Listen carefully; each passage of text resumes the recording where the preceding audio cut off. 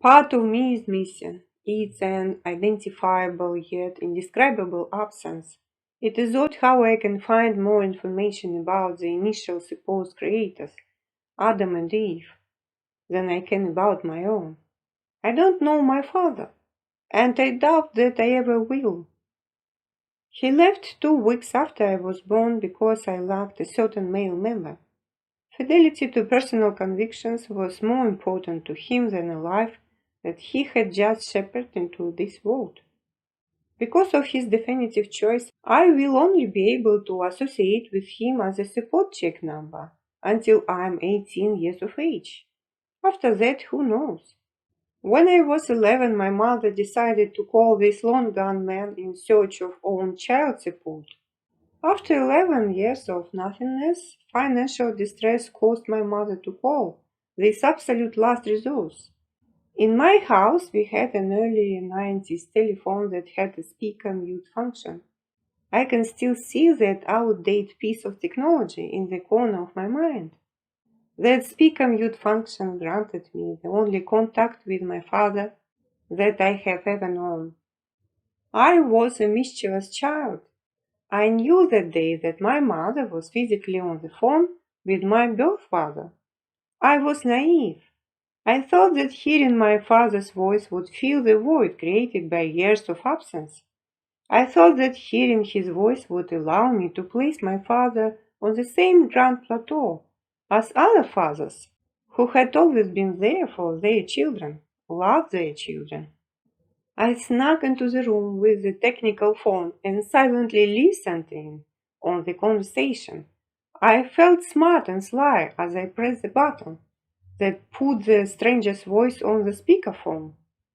I thought, he can't hear me, but I can hear him.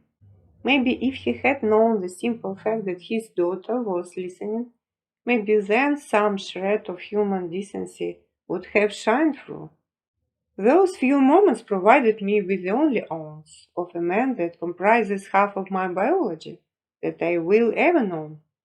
Unfortunately, the stranger didn't know I was listening. Like my life before, he never knew that I was there.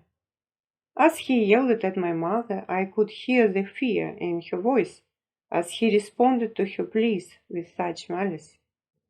My mother tried to convey to my father that I was not just his incarnation to be provided for, but rather a spectacular human being. As I sat there listening intently to the conversation, I felt validated as a daughter by my mother's words, but shattered as a human being by my father's insolence. In the moments that followed, that little girl, initially so excited at the prospect of finally being able to physically hear her creator, was eternally crushed. Just because she exists doesn't mean I have to love her. It doesn't mean I have to know her. I don't love her, and I never will. Crush. Is it possible for the strongest muscle in your body to simply break in half?